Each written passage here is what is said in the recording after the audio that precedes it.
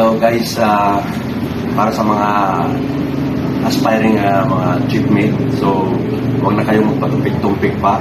Dito na po kayo sa Polaris, mag-enroll na po kayo. Kasi ito na po yung the best na training center na isa dito ang si Captain Galera na nagtuturo pa talagang dedicated siya.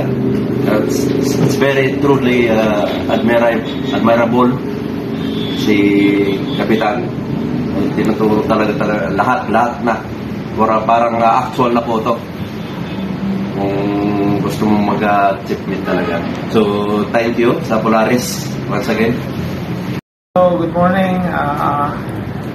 Thank you sa Polaris dahil mas naturuan ako ng mga yung tawag dito, yung tactical approach ng pag-analyze at saka pag-solve ng sa cargo at saka yung tawag dito kung paanong gawing mabilis.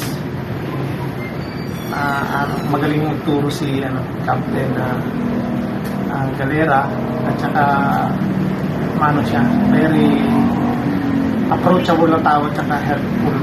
Kahit na hindi tinatanong kung alam niyang nararamdaman niya na kailangan sabihin o kailangan turo sa tao, sinasabi talaga. At saka mabilis lang yung techniques, mabilis gawin kaysa sa yung gagawin natin yung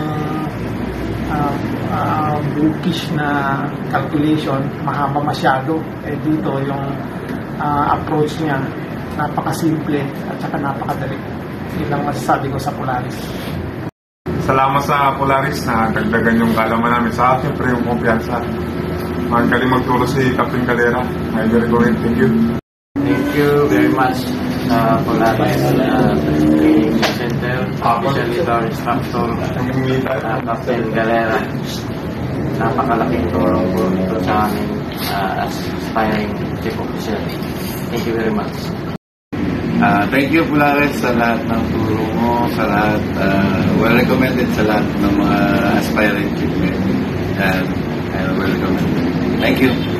So guys, thank you nga pala sa thank you sa Polaris and kay Captain Galera. So nalagyan naman yung knowledge natin and highly recommended sa mga aspiring chief officer.